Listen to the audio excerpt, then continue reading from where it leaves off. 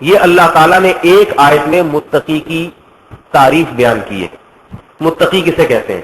آپ لوگ یہ نیت کر لیں, میں مختصر بیان کروں گا, زیادہ لمبا بیان نہیں کروں گا, بس مختصر. آپ ابھی دل میں نیت کر لیں کہ اللہ نے جو متقی کی ڈیفینیشن بیان کی ہے, یہ صفات ہم اپنے اندر انشاءاللہ پیدا کریں گے. نیت کرتے نہیں کرتے؟ پھر تو بتانے کا فائدہ بھی ہے. تو بہت آسان 2 لفظوں میں اللہ نے واضح کر دیا متقی کو. یہ نہیں کہا کہ متقی اسے کہتے ہیں جو صبح تہجد, رات کو تہجد کی اتنی رکعتیں پڑھتا ہو, اشراق کے بعد یہ والے وظیفے کا معمول ہو, 1.25 لاکھ دفعہ یہ کام. آج کل لوگ کرتے ہیں نا, لمبے لمبے چوڑے وظیفے کرتے ہیں. کہ صبح ایک صاحب میرے پاس آئے, کہنے لگے میرا ایک کام اٹکا ہوا ہے, مجھے کسی نے کہا کہ 1.25 لاکھ دفعہ یہ وظیفہ پڑھ لو تو کام ہو جائے گا. میں نے کہا کام ہو نہ ہو, دماغ بہرحال آپ کا خراب ضرور ہو جائے گا, یہ تو میں آپ کو گارنٹی سے لکھ کے دے دیتا ہوں. ایسے ایسے ٹیکنیکل قسم کے وظیفے لمبے چوڑے 1.25 لاکھ دفعہ, 2 لاکھ دفعہ, 3 لاکھ دفعہ. تو اللہ نے تو دین کو بہت آسان بنایا. فرمایا متقی جس کو جنت کی میں ضمانت دیتا ہوں, اس کی 2 لفظوں میں تعریف یہ ہے, اذا فعلوا فاحشۃ, جب بھی ان سے کبھی کوئی بے حیائی کا کام ہو جائے, او ظلموا انفسهم, یا اللہ کی نافرمانی ہو جائے, ذکروا اللہ, تو فوراً اللہ کا عذاب ان کو یاد آتا ہے. اور کیا کرتے ہیں؟ فاستغفروا لذنوبهم, اپنے گناہ کی اللہ سے معافی مانگتے ہیں. دیکھیے اس آیت میں بڑے زبردست علمی نکات ہیں. پہلا نقطہ تو یہ, متقی کی یہ تعریف نہیں کی ہے کہ اس سے کبھی گناہ ہوتا نہیں ہے, یہ نہیں کہا. یا اس کے دل میں گناہ کی خواہش ہی نہیں ہوتی, یہ بھی نہیں کہا. ایک نیم مفتی خطرہ ایمان تھے, ان سے کسی بیچارے دیہاتی نے آ کے مسئلہ پوچھا. جیسے نیم حکیم خطرہ جان ہوتا ہے نا, تو نیم مفتی خطرہ ایمان بھی ہوتے ہیں. کسی سادہ آدمی کو اپنے گاؤں میں مولوی صاحب سے اکثر سنتا تھا متقی جنت میں جائے گا, بس متقی جنت میں جائے گا. اس نے کہا یار متقی کا پوچھنا تو چاہیے, متقی کون ہوتا ہے؟ تو نیم مفتی خطرہ ایمان کے پاس آ گیا وہ, اور کہنے لگا کہ جی یہ بتائیں کہ متقی کسے کہتے ہیں. تو بیچارے سیدھے سادہ دیہاتی کوئی مولوی صاحب تھے, انہوں نے کہا متقی اس کو بولتے ہیں جو بہت نیک اور پاک صاف آدمی, بہت ہی اچھا آدمی. اس نے کہا بہت ہی اچھے کی بھی تو کوئی تعریف ہوگی, بہت ہی اچھا کسے کہتے ہیں, اتنا نیک.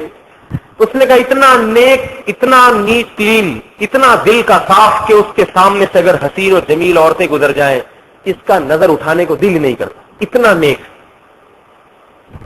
اس کے سامنے لیلائیں گزر جائیں, ایک سے ایک عورت بھی اس کو اپنی طرف دعوت دے, یہ اتنا نیک ہو کہ اس کا دل ہی نہیں کرتا, مائل ہی نہیں ہوتا, اتنا صاف ستھرا, نظر اٹھانے کا بھی دل نہیں کرتا. تو مولوی صاحب نے متقی کی ایسی ڈیفینیشن بیان کی کہ وہ دیہاتی بیچارہ پریشان ہو گیا. اس نے کہا خو اس کو تو ہمارا زبان میں ہجڑا بولتے ہیں.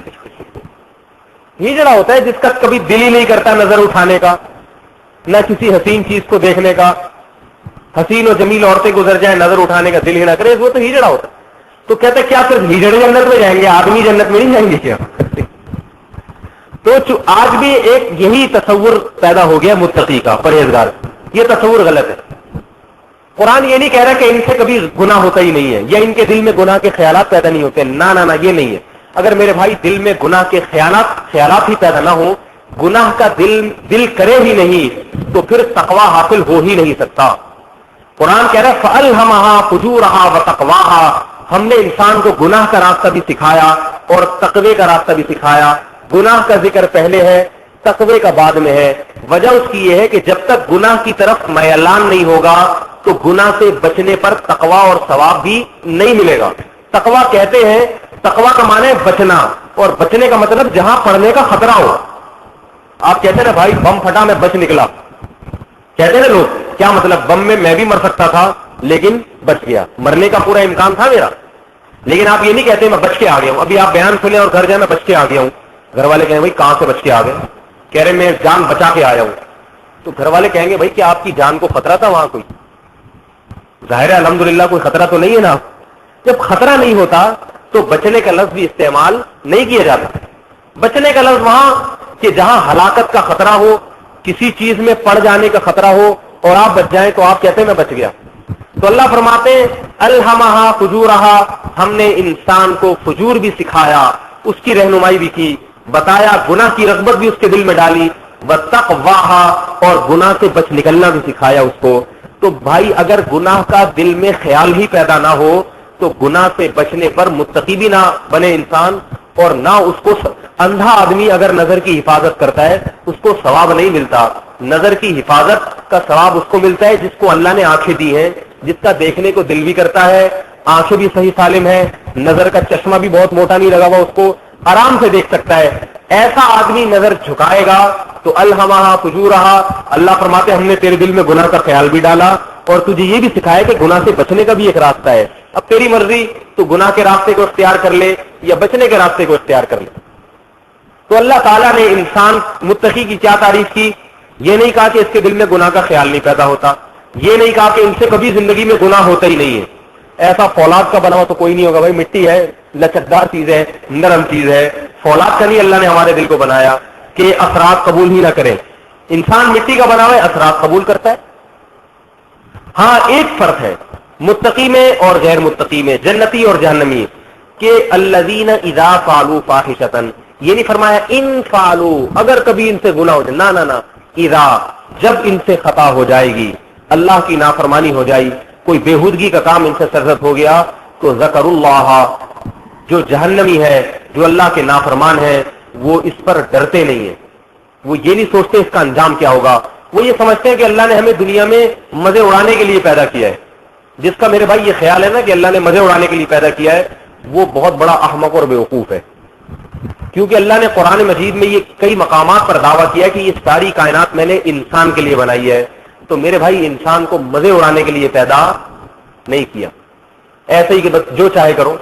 ام نجعل الذین آمنوا وعملوا الصالحات کالمفسدین فی الارض ام نجعل المتقین کالفجار, فرمایا جو میری خاطر اپنی خواہشات کو قربان کرے گا اس کو بھی میں ایک جیسا ٹھکانہ دے دوں آخرت میں, اور جو قربانی نہیں دے گا وہ دونوں ایک جیسے مر کے دونوں ختم ہو کے مٹی میں تحلیل ہو جائیں.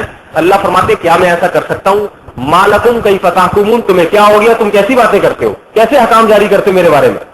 جن لوگوں کا یہ خیال ہے کہ ہم مر کے مٹی ہو کے ختم ہو جاتے ہیں, دوبارہ زندگی نہیں ہے, جنت جہنم نہیں ہے, اللہ ان پر ایک بہت بڑا اعتراض کرتے ہیں, سوال کرتے ہیں کہ اگر مر کے مٹی ہو جانا ہے تو دنیا میں بڑے بڑے قاتل بھی گزرے, وہ بھی مر کے مٹی ہو جائیں, اور دنیا میں اللہ کی خاطر قربانیاں دینے والے بھی گزرے, وہ بھی مر کے مٹی ہو کے ختم ہو جائیں, دونوں برابر.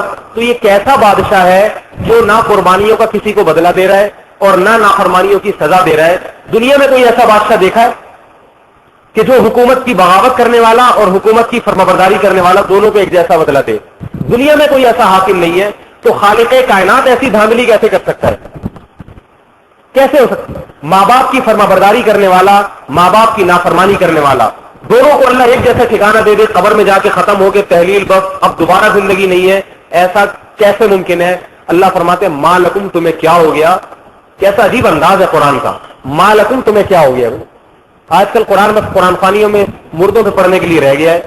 یہ جو قرآن کی جو باتیں ہیں جو انسان کو زندگی تبدیل کرنے کا قرآن حکم دے رہا ہے, ما لکم, تمہیں کیا ہو گیا. کئی فتحکمون, تم کیسی باتیں کرتے ہو, اللہ کے بارے میں کیسے حکام جاری کرتے ہو. فرما بردار اور نافرمان ایک جیسے نہیں ہو سکتے. موت کے بعد دوبارہ زندگی ہے جس میں فرما برداروں اور نافرمانوں کو الگ کیا جائے گا, چھانٹی کی جائے گی, کیونکہ دنیا میں چھانٹی نہیں ہوتی. اگر دنیا میں ہو جاتی تو اللہ آخرت میں نہ کرتے. دنیا میں بے نمازی جس پلیٹ میں کھاتا ہے اسی پلیٹ میں نمازی کھا رہا ہوتا ہے. نماز پڑھنے پر تنخواہ میں اضافہ نہیں ہوتا اور بے نمازی کی تنخواہ کم نہیں ہو جاتی. نماز پڑھنے سے ایسا نہیں ہوتا کہ آپ کو پیسے زیادہ ملنا شروع ہو جائیں. دنیا میں تو بدلہ نہیں مل رہا. ایک آدمی فجر میں سوتا رہتا ہے, 11 بجے اٹھتا ہے اور ایک قربانی دے کے مسجد میں آتا ہے, تو بتاؤ قربانی دینے والے کو کچھ ملتا ہے کیا؟ وہ نیند قربانی کر کے مسجد میں آیا اور اللہ کے سامنے سجدہ کیا, اللہ کی دعوت سے حی علی الصلاۃ پہ لبیک کہہ کے مسجد میں آیا. ایسا نہیں ہوتا کہ جو مسجد میں آ گیا امام صاحب اسے 5000 کا نوٹ نکال کے دیں کہ شاباش تو نے بڑی قربانی دی ہے. ممکن ہے چندہ ہی مانگ لیں اس سے مسجد میں, بولے بھائی تو 5 روپے ڈال دے اس ڈبے میں. وہ کہتا ہے ایک تو میں مسجد میں قربانی دے کر آیا, اوپر سے یہاں بھی میں پیسے جمع کرا کے جاؤں. دنیا میں بدلہ نہیں ملتا. 100 انسانوں کے قاتل, بعض ایسے 200 300 انسانوں کو قتل کیا, خاندانوں کو اجاڑ دیا, دندناتے پھر رہے ہیں, اور مرتے ہیں بھی بڑے پروٹوکول کے ساتھ ہیں. بڑے پروٹوکول کے ساتھ ان کو دفنایا جاتا ہے. 21 توپوں کی قبروں پہ سلام جو ہے نا وہ سلامی دی جاتی ہے. دنیا میں ظالم اور مظلوم ایک جگہ اکٹھے ہو جاتے ہیں. اللہ فرماتے ہیں اگر آخرت نہیں ہے تو اس کا مطلب ہے کہ میں نے حکومت بنا کے چھوڑ دی, انسانوں کو آزاد چھوڑ دیا, چاہو جو چاہے کرو، زنا کرنے والا، نظر کی حفاظت کرنے والا، فطرت کے مطابق زندگی گزارنے والا، فطرت کے خلاف زندگی گزارنے والا، سب ایک جیسے. انگریز کا یہی نظریہ ہے. انگریز کا نظریہ ہے کہ یہ دنیا ہے بس ایسے ہی ختم ہو جائے گی، اس کے بعد کچھ نہیں ہے. لہذا ان کے ہاں جو قوانین بنتے ہیں وہ ان قوانین میں بس یہ دیکھا جاتا ہے کہ انسانوں کو نقصان نہ ہو. باقی غیرت کے خلاف ہیں، حمیت کے خلاف ہیں، خدا راضی ہوتا ہے ناراض ہوتا ہے، اس سے انگریز کو کوئی بحث ہوتی ہے؟ بتاؤ. کہتے اس سے کیا ہوتا ہے؟ اللہ ہوتا کیا ہے؟ What is God? اللہ کیا ہوتا ہے بھائی؟ ریسرچ بہت کرتے ہیں، ایک ایک چیز پہ ریسرچ کی، کیسے گھٹلی سے جو ہے وہ تناور درخت بنتا ہے، اور درخت سے کیسے آم پیدا ہوتے ہیں، اور آم میں کیسے، ایک ایک چیز پہ ریسرچ ہے. مگر یہ نہیں دیکھتے کہ آخر کون سی ذات ہے جس نے آم کی گھٹلی میں ایسے سافٹ ویئر ڈال دیے. یہ کیا خود بخود ممکن ہے کیا؟ بتاؤ میرے بھائی. کسی کمپیوٹر کو دیکھ کے کوئی یہ کہہ سکتا ہے کہ یہ جو میں اے کا بٹن دباتا ہوں جو سامنے اے لکھ کر آ جاتا ہے یہ خود بخود ہوا؟ یہ کوئی پروگرام اس میں ڈالا گیا ہے نا جس سے اے کا بٹن کمپیوٹر سمجھ رہا ہے کہ بٹن دبانے والے نے اے دبایا، مجھے اے ہی مانیٹر پہ اے ہی آنا چاہیے. اس نے ڈیلیٹ کا بٹن دبایا تو ڈیلیٹ ہی ہونا ہے. یہ کسی نے ڈالا ہے یا خود بخود ہوا ہے؟ یہ کام جن کا خیال ہے خود بخود ہوا ہے تو میرے بھائی ان سے تو کوئی بحث نہیں ہے. لیکن جو مانتے ہیں کہ مشین بنانے والا کوئی کریٹر ہوتا ہے، کوئی خالق ہوتا ہے جس نے بنایا ہوتا ہے، خود بخود نہیں بن جاتی، تو میرے بھائی یہ اتنی بڑی کائنات، اس میں کشش کا ایک نظام ہے، بارشوں کا ایک نظام ہے. آپ باقی چیزوں کو چھوڑیں. قرآن کہتا ہے وفی انفسکم، اپنی ذات میں جھانک کے غور کرو، تمہیں اپنی ذات میں ایسی نشانی نظر آئیں گی، تمہیں خالق کا وجود نظر آئے گا، تمہیں اپنی ذات تمہاری گواہی دے گی کہ مجھے کوئی بنانے والا ہے، میں خود بخود نہیں بنا. پانی کے ایک قطرے سے اللہ نے انسان کو بنایا. اللہ فرماتے ہیں کیا یہ خود بخود ممکن ہے کہ پانی کے اس قطرے میں جو ماں کے رحم میں جاتا ہے اس میں یہ بغیر کسی پروگرامر کے خود بخود ایسا پروگرام ڈل گیا ہو کہ ماں کے خون سے جب اس کو خوراک ملے اس سے ٹانگیں، ہاتھ، پاؤں، دل، دماغ، جگر خود بخود پیدا ہونا شروع ہو جائیں اور خود بخود پیدا ہو کے اپنی اپنی جگہ پہ ان کی فٹنگ بھی شروع ہو جائے. انسان جس فیکٹری میں تیار ہوتا ہے اس فیکٹری میں انسان کے سارے اعضاء بھی بنتے ہیں اور ان تمام کے تمام اعضاء کی اپنی اپنی جگہ پہ فٹنگ بھی خود بخود ہونا شروع ہو جاتی ہے. جب کوئی میکینک کوئی چیز بناتا ہے تو بنانے کے بعد ایک ایک چیز کو الگ کر کے پھر اسکرو ڈرائیور سے جوڑتا ہے ہر چیز. اللہ تعالیٰ نے فرمایا وجعلنا من الماء كل شيء حي، ہم نے پانی میں ایسی پروگرامنگ کی ہے، ہر زندہ چیز کو پانی سے بنا دیا ہم نے. پہلے ایک پانی کا قطرہ ہوتا ہے، اسی سے گائے بھی بن رہی ہے، اسی سے بیل بھی بن رہا ہے، اسی سے گدھا بھی بن رہا ہے، اسی سے گھوڑا بھی بن رہا ہے، اسی سے شیر بھی بن رہا ہے، اسی سے انسان بھی بن رہا ہے. فرمایا ساری چیزیں بنائی. اور بنایا کیسے؟ عجیب انداز سے. کتنے عجیب انداز سے بنایا. یہ لوگ جو لوگ قبروں کے بعد دوبارہ زندگی کا انکار کرتے ہیں نا، ان کی سب سے بڑی دلیل کیا ہے کہ اگر دوبارہ زندہ ہونا تھا تو مردہ قبر میں جا کے گل پھر کے ختم کیوں ہو جاتا ہے. یہ ایک بہت بڑا اعتراض آج بھی لوگوں کے دماغوں میں ہوتا ہے. یہ اعتراض آج تک تو ہم نے قبرستان سے کسی مردہ کو زندہ ہوتے ہوئے دیکھا نہیں، تو کیسے یہ ممکن ہے؟ یہ آج کوئی نیا اعتراض نہیں ہے، یہ ہمیشہ سے انبیاء پر یہ اعتراض کیا جاتا رہا.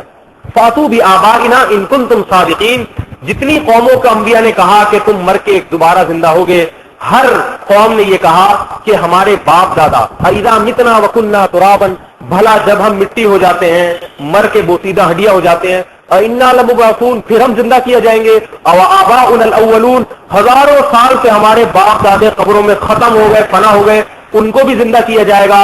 ہی ہاتا لما توعدون. قرآن نے دائری انہی الفاظ کو ذکر کیا جن الفاظ سے مشرکین اعتراض کیا کرتے تھے، کافر اور دہری اعتراض کیا کرتے تھے. کہتے تھے ہی ہاتا کا معنی ارے عقل سے بڑی بعید بات ہے، ارے عقل میں آنے والی بات نہیں ہے جس کا ہم سے وعدہ کیا جا رہا ہے. عقل نہیں مانتی اس بات کو، عقل تسلیم نہیں کرتی کہ مٹی میں دوبارہ جان پڑے گی ویسے ہی انسان دوبارہ کھڑا ہو جائے گا. عقل نہیں مانتی. اللہ نے ان کے الفاظ کو ذکر کیا انہی کے الفاظ کے ساتھ، ان کے اعتراض کو انہی کے الفاظ میں ذکر کیا، اور پھر ایسا مدلل قرآن نے جواب دیا. اللہ تعالیٰ فرماتے ہیں بتاؤ اولم یر الانسان، جو انسان ہم پہ اعتراضات کر رہے ہیں کہ بوسیدہ ہڈیوں میں کیسے جان ڈالے گی، وہ یہ دیکھتا نہیں ہے انا خلقناہ من نطفۃ، ہم نے اس کو پانی کی بوند سے بنایا ہے. فاذا هو خصیم مبین، اس بوند میں زبان بھی دے دی، دل اور دماغ بھی دے دیا، اور ایسی طاقت دے دی کہ یہ جوان ہونے کے بعد بنانے والے پر اعتراض کرنا شروع کر دیا اس نے. من یحیی العظام وہی رمیم، اور بنانے والے پر اعتراض کر کے کہہ رہا ہے کہ بھلا جب میں ہڈی ہو جاؤں گا مجھ میں جان کون ڈالے گا؟ قل یحییھا الذی انشأھا اول مرہ، اے محمد صلی اللہ علیہ وسلم اس کو کہہ دو اس میں وہی دوبارہ جان ڈالے گا جس نے پہلی مرتبہ اس کو پیدا کیا تھا، وہو بکل خلق علیم، وہ ہر طرح سے پیدا کرنا جانتا ہے۔ ابھی صرف ایک طریقہ دکھایا اس نے پیدا کرنے کا۔ یا ایھا الناس ان کنتم فی ریب من البعث، قرآن کہتا ہے تمام دنیا کے تمام سائنسدانوں کو سے قرآن خطاب کر رہا ہے، تمام دنیا کے تمام پڑھے لکھے لوگوں سے، تمام دنیا کے تمام شہری، کالے ہو گورے ہو، شہری ہو دیہاتے ہو، پڑھے لکھے ہو جاہل ہو، حکومت میں ہو یا حکومت کی رعایا میں ہو، تمام کے تمام انسانوں سے اللہ ایک سوال کر رہا ہے، یا ایھا الناس، اے لوگو، ان کنتم فی ریب من البعث، الفاظ کیسے عجیب ہے۔ تمہیں اگر تردد ہے نا کہ مردوں میں جان کیسے پڑے گی، تمہیں یقین نہیں آتا کہ کیسے مردے زندہ ہو جائیں گے، تم کہتے ہو عقل سے، سائنٹیفک لاجک نہیں بنتی۔ آج کل ہر آدمی یہی بات کرے کہ سائنٹیفک لاجک کیا ہے، کیسے ممکن ہے، کیسے ہو سکتا ہے بھائی؟ اللہ فرماتے ہیں اگر تمہیں اس کی لاجک سمجھ میں نہیں آتی تو فَإِنَّا خَلَقْنَاكُم مِّن تُرَابٍ، اپنے ماضی میں جھانک کے دیکھو، ہم نے سب سے پہلے مٹی کو مختلف مراحل میں تبدیل کر کے نباتات اور گوشت کی شکل میں تبدیل کیا ہے۔ مٹی ہے جو نباتات اور گوشت کی شکل اختیار کرتی ہے، ثم من نطفہ، ماں باپ وہ خوراک کھاتے ہیں مٹی سے بنی ہوئی، پھر اس خوراک کو اللہ تعالیٰ ایک پانی کے ناپاک قطرے میں تبدیل کر دیتے ہیں۔ فرمایا ثم من نطفہ ثم من علقہ، فرمایا مٹی ان مراحل تک کیسے پہنچی؟ کیا سمجھ میں آتی ہے یہ بات؟ جب تک دیکھا نہیں، دیکھے بغیر ایمان لا سکتے تھے کیا؟ دیکھ لیا اس لیے ایمان لاتے ہو، ورنہ عقل تو اس کو بھی تسلیم نہیں کرتی۔ فرمایا پھر اس پانی کی بوند کو من علقہ، ہم جمے ہوئے خون میں تبدیل کر دیتے ہیں، جمے ہوئے خون میں۔ عقل کہتی ہے اس پانی کی بوند کو دیکھو، ناپاک قطرے کو دیکھو اور خون کو دیکھو، کوئی آپس میں مناسبت نہیں۔ فرمایا ہم تبدیل کرتے ہیں، ثم من مضغہ، پھر اس خون کو ہم گوشت کے لوتھڑے میں تبدیل کر دیتے ہیں۔ یہ سارے کام ہم نے تمہارے ساتھ کیے۔ پھر اس گوشت کے لوتھڑے کو اسی میں ہم ہڈیاں بناتے ہیں، فَكَسَوْنَا الْعِظَامَ اللَّحْمَ، ان ہڈیوں پہ گوشت چڑھاتے ہیں، گوشت پہ کھال چڑھاتے ہیں، اور ثم انشأناہ خلقا آخر، ایک نئی تخلیق میں پیدا کر کے نخرجکم طفلا، بچہ بنا کے تمہیں ماں کے بدن سے باہر نکال دیتے ہیں، اخرجکم من بطون امہاتکم، مٹی کو مختلف مراحل میں گزار کے تمہیں یہاں تک پہنچایا، تمہاری ماں کے بدن سے تمہیں نکالا۔ جس دن نکالا لا تعلمون شیئا، تمہیں کچھ خبر نہیں تھی کہ تمہارا رب تمہارے ساتھ کیسے کیسے تصرفات کر رہا ہے۔ فرمایا منہا خلقناکم، اسی مٹی سے ہم نے تمہیں بنایا، وفیہا نعیدکم، کچھ وقت کے بعد تم زمین میں چلتے پھرتے ہو، کوئی تمہیں دیکھ کے یہ نہیں کہہ سکتا کہ یہ چودھری صاحب کبھی مٹی بھی بن سکتے ہیں، یہ علاقے کے ناظم صاحب مٹی بھی بن سکتے ہیں، کوئی کہہ سکتا ہے؟ یہ جناب اپنے علاقہ کا بڑا باڈی بلڈر ہے، ایک وقت آئے گا مٹی ہوگا، کوئی کہہ سکتا ہے؟ کہتے اس لیے کہ دیکھ رہے ہیں، نہ دیکھا ہوتا تو کبھی نہ کہتے۔ فرمایا منہا خلقناکم، اسی مٹی سے تو بنایا ہے، وفیہا نعیدکم، اسی جیسا بنا دیتے ہیں تمہارا، تمہیں دوبارہ اسی میں لوٹا کے مٹی بنا دیتے ہیں۔ فرمایا دو طاقت اور قدرت دیکھ لی تم نے، دیکھی اس لیے ایمان لائے، ایک نہیں دیکھی ہمارے کہنے سے یقین کر لو، وہ کیا ہے؟ ومنہا نخرجکم تارۃ اخری، ایک مرتبہ دوبارہ اسی مٹی سے بنا کے کھڑا کر دیں گے اپنے سامنے۔ جیسے پہلی دو مرتبہ تصرفات کیے اس میں ہم عاجز نہیں ہوئے، ہمیں پریشانی نہیں ہوئی، چاہا اور کر دیا۔ اللہ فرماتے ہیں دو قدرتیں تمہیں دکھا دی، ایک بات کہہ رہے جو نہیں دکھائی۔ اگر یوں ہوتا نا ایک دکھا دی ہوتی دو نہیں دکھائی ہوتی تو ایمان ذرا مشکل ہوتا۔ فرمایا دو چیزیں دکھا دی، مٹی سے بنا کے دوبارہ مٹی بنا دیا، یہ دو ہم دکھا رہے ہیں، ایک نہیں دکھا رہے، اس پہ ہمارے کہنے سے ایمان لاؤ۔ ومنہا نخرجکم، تیسری مرتبہ ہم تمہیں دوبارہ بنائیں گے اسی مٹی سے۔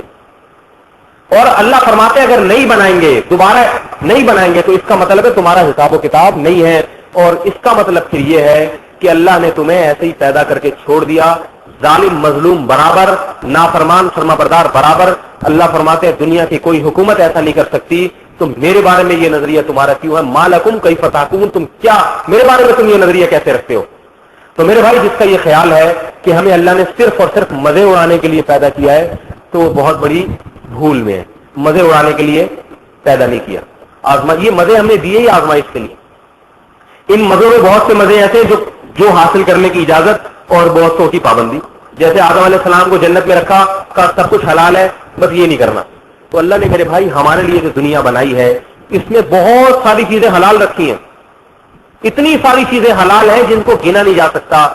ٹھنڈا پانی بھی پی سکتے ہو گرمی میں، شربت بھی پی سکتے ہو, روح افزا بھی ڈال سکتے ہو اور شہد بھی ڈال سکتے ہو, ہزاروں چیزیں کہا, لیکن مشروب میں شراب نہ پینا, شراب نہ پینا. اب بدبخت اتنے مشروبات کو چھوڑ کے کم وقت شراب ہی کی طرف اگر جا رہا ہے تو بتاؤ اپنے پاؤں پہ کلاڑی مار رہا ہے یا نہیں مار رہا. پھر یہ توقع رکھے کہ اللہ تعالیٰ مجھے کچھ بھی نہیں کہیں گے, تو میرے بھائی یہ بہت بڑی بھول ہے.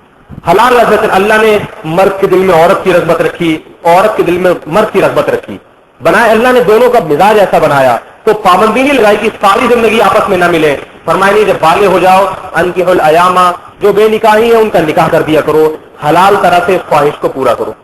لیکن یہ کام نہیں کرتا, شادی نہیں کرے گا کہ جی مہنگائی بہت ہے, خرچہ بہت ہے, یہ ہے وہ, ہزاروں قسم کی رسومات بنا کے اور جائے گا بدنظری کرنے کے لیے. تو بتاؤ اللہ کی حدود کو توڑ رہا ہے یا نہیں توڑ رہا؟ اللہ نے ایک طریقہ رکھا ہے, انگریزوں کی طرح ہمیں تھوڑی آزاد کیا ہے. انگریز کہتے ہیں شادی ہوتی کیا ہے, یہ نکاح کیا ہوتا ہے بھائی, یہ خامخواہ کی ایک بیوی کی ٹینشن پالو, اس کے نان نفقہ. تو وہ کہتے ہیں جہاں جو چاہے جب چاہے جس طرح سے جانوروں کی طرح خواہش پوری کرے ٹھیک ہے, انجوائے کرو, بس انجوائے, مزے اڑاؤ. شراب خانوں میں یہ ہم لوگ کو بیوقوف سمجھتے ہیں مسلمان, شادی لڑکی والے آ رہے ہیں, لڑکے والے جا رہے ہیں, پھر بری, اور یہ کہتے ہیں کیا یہ حساب کتاب, یہ ٹینشن. خام میں اپنے آپ کو بلڈ پریشر کا مریض بنایا. بیوی کتنی ٹینشن دیتی ہے, لوگوں نے لطیفے بنائے ہوئے ہیں آج کل بیویوں پہ, ایسے ایسے لطیفے, تھوڑی سی آپ کی تاکہ آپ کی نیند اڑ جائے. ایک دو میں سنا دوں آپ کو, بس میں پھر بیان بھی ختم کرتا ہوں اپنا. وہ ایک آدمی کی بیوی مر گئی, تو وہ مری نہیں تھی, سکتا ہوا تھا اس کو, بیوی کو بعض دفعہ سکتا ہو جاتا ہے, تو وہ بیچارہ سمجھا کہ مر گئی.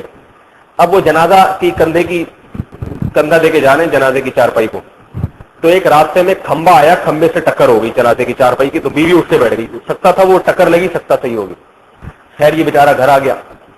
اگلی دفعہ سچی مچی کی مر گئی وہ حقیقت. اب جب جنازے کی چارپائی لے کے جا رہے ہیں تو لوگ کلمہ پڑھ رہے ہیں, اور یہ کہہ رہے بھائی ذرا کھمبا بچا گئے, بھائی جان ذرا کھمبا بچا گئے. ایسے ایسے لوگوں نے لطیفے کیوں بنائے ہوئے ہیں. لیکن گھروں میں عام طور پہ ایک آدمی کی بیوی کافی بیمار ہوئی تو ڈاکٹر کے پاس لے گیا. اب ڈاکٹر صاحب کہہ رہے ہیں کہ بھائی صاحب بہت افسوس کی بات ہے, آپ کی بیگم صرف چند گھنٹوں کی مہمان ہے. تو یہ آدمی ایک لمبی سانس بھر کے کہتا ہے ڈاکٹر صاحب جہاں ساری زندگی صبر کیا 2-3 گھنٹے اور صبر کر لیں. ڈاکٹر تو اس کو تسلی دے رہا تھا. تو انگریز کہتا ہے یہ کیا شادی وادی, بیوی, اس کا خرچہ, نان نفقہ, یہ کیا ہوتا ہے؟ بیوی گھر میں رہے اور مرد کما کے کھلائے. پھر اولاد کو تو بہت بڑی ٹینشن سمجھتے ہیں. اولاد ہوگی پھر اس کی اسکول کی فیس بھی باپ بھرے گا, یہ کیا بات. وہ سمجھتے ہی دنیا میں کوئی احمقوں کا ملک ہے پاکستان, جہاں باپ اپنے بچے کے لیے جو ہے نا وہ پیشانی پہ لکیریں آتی ہیں باپ کے, اور بچے کی تعلیم کی فکر اور بچے کی تربیت کبھی مولوی صاحب کے پاس لا رہے ہیں, کبھی جھاڑا پھونک کے پاس لے کے جا رہے ہیں کہ بھائی یہ بچہ ہمارا نیک پرہیزگار بن جائے اور کچھ اللہ رسول کی بھی باتیں پر عمل کرنا شروع کر دے. وہ کہتے ہیں یہ کیا ٹینشن والی زندگی ہے, انجوائے کرو, انجوائے, مزے اڑاؤ, بس مزے. تو میرے بھائی یا تو ویسے بن جاؤ پورے کے پورے. اگر آخرت نہیں ہے تو یہ نماز پڑھنے ہم نے آئے ہیں نا, اگر تو نعوذ باللہ یہ بھی ہم نے وقت برباد کیا. اگر آخرت نہیں ہے تو اس کی بھی کیا ضرورت تھی بھائی. اگر ہمیں اللہ نہیں ہے یا آخرت میں حساب و کتاب نہیں ہے تو میرے بھائی جتنی عبادت کر رہے ہیں یہ بھی نہیں کرنی چاہیے, جتنا جھوٹ سے بچنے یہ بھی نہیں بچنا چاہیے مکمل. کیونکہ 4 دن کی زندگی, وہ اکبر الہ آبادی کا بیٹا یورپ میں چلا گیا تو انگریزوں جیسی باتیں شروع کر دی اس نے. تو اکبر الہ آبادی کو پتا چل گیا یہ پٹری سے ہٹتا جا رہا ہے. تو اکبر الہ آبادی نے اپنے بیٹے کو خط لکھا, اس میں یہ اشعار لکھے بھیجے, طنزی اشعار تھے کہ شیخ و مسجد سے تعلق قطع کر اسکول جا, چھوڑ لٹریچر اپنی ہسٹری کو بھول جا. بچے کو کہا کہ تو اپنا اسلامی لٹریچر کو اور اپنی تاریخ کے مسلمان ایسے ہوتے تھے, ایسے تہجد گزار, ایسے ماں باپ کے فرمانبردار, یہ سب چیزیں چھوڑ دے اور اپنی ہسٹری کو سرے سے بھول جا. شیخ و مسجد سے تعلق ختم کر اسکول جا. یہ جو مولوی صاحب سے باتیں پوچھتے ہیں اور مسجد آنا, یہ سب تعلق ختم کر کے صرف اسکول جایا کر, پڑھائی لکھائی میں اپنا وقت لگا بڑا آدمی بننے کے لیے, پیسے کمانے کے. 4 دن کی زندگی ہے, کوفت سے کیا فائدہ, کھا ڈبل روٹی کلر کی کر خوشی سے پھول جا. یہ کام کرتے. تو آج کے مسلمان میرے بھائی یا تو پوری انگریزوں جیسی لائف گزارو, ظاہر ہے ویسے بےہودہ تو ہم ہو نہیں سکتے, اتنے آوارہ تو ہم ہو نہیں سکتے, نہ ماں کا پتا نہ باپ کا پتا, یہی نہیں پتا چلتا میرا ابا کون ہے, اسکول میں لینے کے لیے آ رہا ہے, اول تو لینے کے لیے آتے ہی نہیں, مقدمات کرنے پڑتے ہیں. وہاں مائیں ثابت کر رہی ہوتی ہے ڈی این اے ٹیسٹ کے ذریعے, یہ اس کا ابا, اس کو پکڑ لو, اس سے خرچہ نکلواؤ. ایسا بےہودہ الحمدللہ ہمارا معاشرہ ہمارے ہاں تو طلاق کے بعد بھی جھگڑے ہوتے ہیں، باپ کہتے ہیں اولاد میں رکھوں، ماں کہتی ہے میں رکھوں. یہ انسانیت ہمیں پیغمبروں نے سکھائی ہے بھائی، پیغمبروں نے، اور پیغمبروں کی تعلیمات کے اثرات ہیں یہ. جس قوم کے پاس پیغمبروں کی تعلیمات نہیں ہے وہ درندوں سے بدتر زندگی گزار رہے ہیں. تو میرے بھائی ہم پورے ویسے تو ہو نہیں سکتے، ظاہر ہے یہ اتنے درندہ تو کوئی بھی بننا پسند نہیں کرے گا، تو پورے ویسے نہیں ہو سکتے. تو میرے بھائی پھر پورے آدمی بن جائیں. آدمی کا مطلب آدم والے، آدم جیسے بن جائیں. آدم سے ایک دفعہ ہو گئی تھی خطا، بار بار نہیں کی انہوں نے، اور اس پہ اللہ سے رو رو کے منا لی. چلو ہم سے ایک دفعہ نہیں 1000 دفعہ ہو جائے. تو میں اصل جو موضوع کی طرف آتا ہوں سمجھتا ہوں بات کو، ہم سے بھی اگر خطا ہو جائے اول تو کوشش کریں بچنے کی، پھر بھی اگر میرے بھائی ہو جائے تو اس وقت تک چین سے نہ بیٹھیں جب تک رو رو کے اللہ کو منا نہ لیا، اور اللہ سے عزم نہ کر لیا جائے کہ یا اللہ توبہ کی 3 شرطیں ہیں. ایک یہ کہ اس وقت گناہ کو چھوڑ دیا جائے. نمبر 2 ندامت ہو کہ میں نے غلط کیا تھا، اچھا نہیں کیا. نمبر 3 آئندہ وعدہ ہو کہ آئندہ نہیں کروں گا، دل سے وعدہ ہو کہ آئندہ نہیں کروں.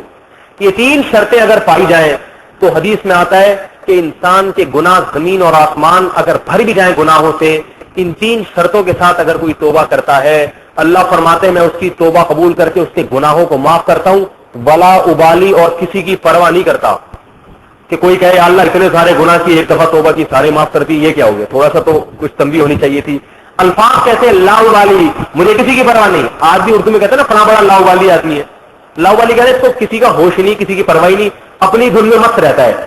تو اللہ فرماتے ہیں جتنے بھی گناہ کر لے اس نیت کے ساتھ، آئندہ نہیں، دل میں پکا ارادہ ہو، یہ نہیں کہ چلو مولوی صاحب نے بیان کیے مسلمان سے گناہ بھی ہو جاتا ہے، چلو ایک دفعہ کر لو پھر توبہ کر لیں گے، اور توبہ کرتے ہیں پھر یہ پروگرام 5 دفعہ اور کرنا ہے ابھی. تو یہ توبہ نہیں ہوتی. توبہ کا مطلب یا اللہ مجھ سے غلطی ہوئی ہے، میں مانتا ہوں شیطان نے برگلایا مجھے یہ گناہ کروا دی. دیکھو ایک باپ ہے اپنے بیٹے کو کسی بات میں ڈانٹے، تھپڑ مارے، بیٹا کہے کہ ابا مجھے معاف کر دو، تو باپ کہے کہ چلو ٹھیک ہے غلطی تو بہت بڑی تھی آئندہ نہیں کرنا. وہ کہے نہیں کروں گا تو میں آئندہ دوبارہ. آج کا مسلمان کی توبہ اس قسم کی ہوتی ہے. فلمیں چل رہی ہیں، ڈرامے چل رہے ہیں، بد نظری چل رہی ہے، زنا چل رہا ہے، شراب چل رہی ہے، نمازیں قضا کی جا رہی ہیں، ماں باپ کو ناراض کیا جا رہا ہے.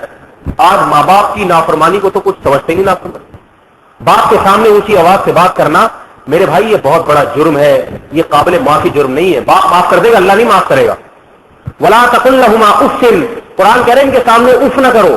واخفض لهما جناح الذل من الرحمہ، رحمت سے ذلت کے بازوؤں کو جھکا کے رکھو ان کے سامنے. جن باپ اور ماں کے سامنے اولاد کو ذلیل ہونے کا حکم ہے اس باپ کے سامنے سینے کو اکڑانا اور تکبر کرنا، یہ اللہ کی کتنی بڑی نافرمانی، اللہ کی کتنی بڑی بغاوت ہے. یہ حدیث میں آتا ہے کہ جتنے بھی گناہ ہیں ان کے بارے میں اللہ کا یہ وعدہ نہیں کہ سب کی سزا دنیا میں ملے گی، اکثر آخرت میں ملتی ہے، لیکن ماں باپ کی نافرمانی اور قطع رحمی کی سزا اللہ دنیا میں دے دیتے ہیں. جو شخص ماں باپ کو ناراض کرتا ہے، باپ سے بد کلامی کرتا ہے، دنیا میں بھی خوشحال زندگی کبھی نہیں گزار سکتا. وہ اگر آپ کو خوشحال نظر آ رہا ہے تو نظر کا دھوکہ ہے، دل اس کا مضطرب ہوگا، بے چین ہوگا، کبھی بھی خوشحال نہیں ہو سکتا وہ. تو میں یہ عرض کر رہا تھا توبہ کے وقت باپ اگر تنبیہ کرے اور کہے بیٹا کہ ٹھیک ہے ابا معاف کر دے لیکن آئندہ کروں گا میں، تو آج کی توبہ بھی اسی قسم کی توبہ ہے. اللہ سے توبہ ہو رہی ہوتی ہے، ٹی وی کا ڈرامہ دیکھتے ہوئے توبہ ہو رہی، توبہ کیسا بےہودہ سین آ رہا ہے، توبہ استغفر اللہ. تو بھائی آ رہا ہے تو بند کر دو بھائی اس کو.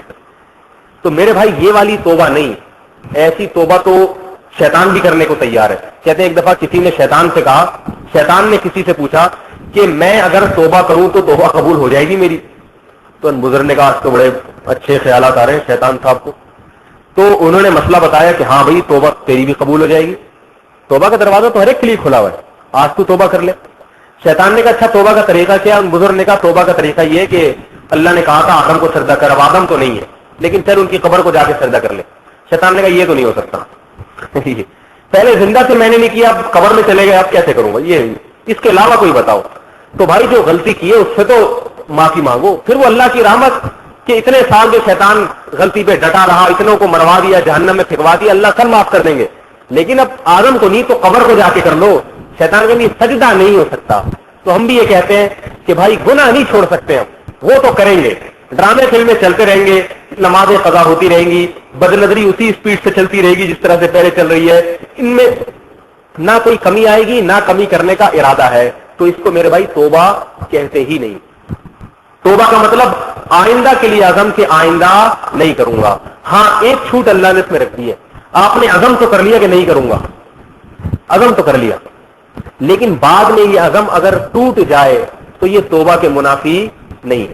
اس کو ایک بزرگ نے بڑی پیارے الفاظ میں کہا ہے کہ عزم شکست نہ ہو, شکست عزم ہو جائے بے شک. عزم شکست کا مطلب توڑنے کا ارادہ نہ ہو, ارادہ بے شک ٹوٹ جائے بعد میں. آپ نے مضبوط ارادہ کیا تھا لیکن شیطان نے اس سے زیادہ مضبوطی دکھا کے آپ کے ارادے کو توڑوا دیا, وہ ایک الگ بات ہے. تو ارادہ توڑنا بھی ایک جرم ہے, اس جرم سے بھی توبہ کر لو دوبارہ. کتنا ٹائم لگتا ہے بھائی, یا اللہ دوبارہ ہو گئی اب معاف کر دے, اب نہیں کروں گا. تو میرے بھائی آپ توبہ کرتے کرتے تھک سکتے ہو, اللہ معاف کرتے کرتے نہیں تھکتا, یہ بتا. لیکن شیطان کرنے نہیں دیتا. ممکن ہے آپ بہت آسان سمجھ رہے ہو, بھائی یہ تو بڑا آسان نسخہ ہو گیا, کرو اور توبہ کرو, کرو اور توبہ کرو. اتنا آسان نہیں ہے. جب گناہ کریں گے تو شیطان یہ توبہ کرنے نہیں دے گا, کہے گا چلو 25-30 دفعہ کرنے کے بعد اکٹھی کر لینا آخر میں, پہلے تو یہ کروائے.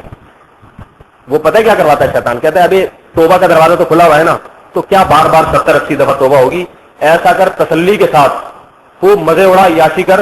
جب بڈھا ہو جائے گا, مرنے لگے گا, شوگر اور یہ بیماریاں آ جائیں گی, پتہ چل جائے گا اب سوائے قبر کے اور کوئی راستہ نہیں ہے, تو ساری زندگی اکٹھی کر لینا ایک ہی دفعہ میں. آئی بات سمجھ میں. اور کسی کو پتا ہے کہ میں کب مروں گا, پتا ہے.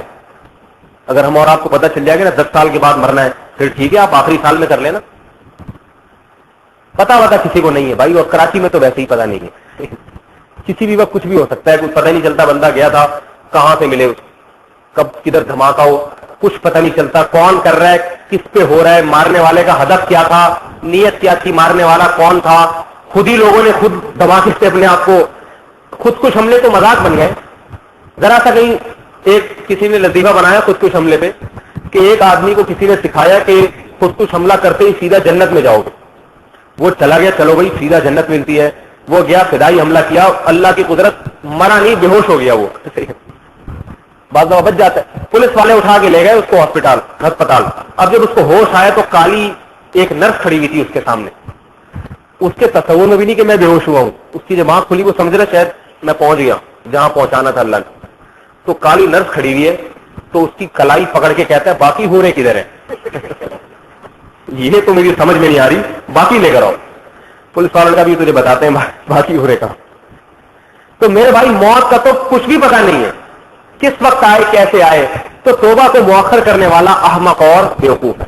دوسری بات یہ کہ جب آپ گناہ اس نیت سے کریں گے نا کہ میں توبہ کر لوں گا, تو توبہ پھر ہوگی نہیں. توبہ کرتے بھی دل میں ارادہ ہوگا بھی 25-30 دفعہ اور کر کے توبہ کروں گا. جبکہ میں نے بتایا توبہ کی شرائط میں سے کہ آئندہ نہ کرنے کا عزم, آئندہ نہ کرنے کا عزم ہو تو بھائی ہمت کرتے ہو نہیں کرتے, عزم کر لو آئندہ انشاءاللہ نہیں کریں گے. پھر اگر خدا نخواستہ شیطان کرا دے پھر توبہ کر لو, تو وہی بات ہے, توبہ کرتے کرتے تھک جاؤ گے, اللہ معاف کرتے کرتے نہیں تھکے گا. اور ایسا ہوتا نہیں ہے کہ بار بار ایک وقت آئے گا کہ اللہ دل میں ڈال دے گا بھائی ضرورت ہی کیا ہے گناہ کرنے, تو کچھ تو کمی آئے گی, کچھ تو بریکیں لگیں گی, اور کچھ نہیں. گناہ کی طرف جو قدم جا رہے ہیں مزید آگے بڑھنے سے تو کم از کم رک جائیں گے. تو کوشش کریں گے نہیں کریں گے. اللہ تعالی ہم سب کو آدمی بننے کی توفیق عطا فرمائے, آدم علیہ السلام کے نقش قدم پہ چلنے کی توفیق عطا فرمائے. الحمدللہ رب العالمین والعاقبۃ للمتقین والصلاۃ والسلام علی رسولہ الکریم وعلى آلہ وصحبہ اجمعین. اللہم صل علی محمد عبدک ورسولک وعلى آلہ وصحبہ اجمعین وعلى جمیع الانبیاء والمرسلین وعلى عبادک الصالحین. اے اللہ جو کچھ کہا سنا اس کو اپنے دربار میں قبول فرما, اس پر اے اللہ تو ہم سب کو عمل کرنے کی توفیق عطا فرما. جو کمی کوتاہی ہوئی اللہ تو اپنے فضل سے اس کو معاف فرما.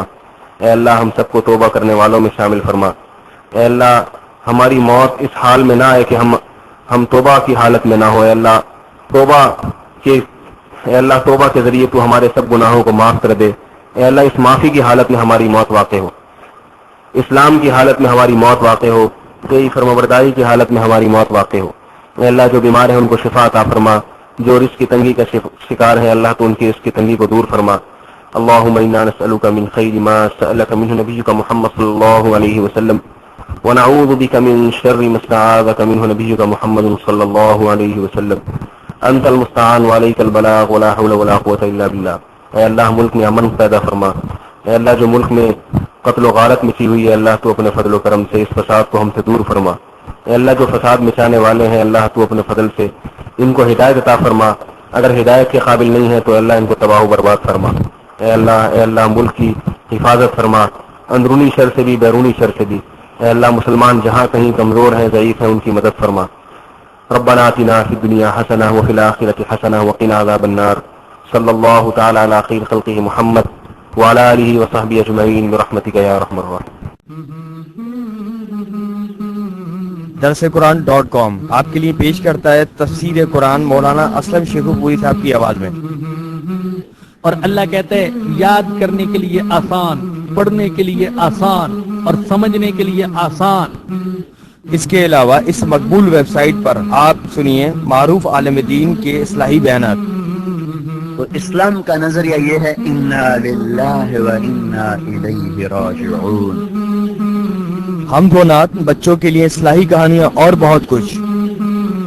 محمد کا روزہ قریب آ رہا ہے، بلندی پہ اپنا نصیب آ رہا ہے۔ www.درسقرآن.com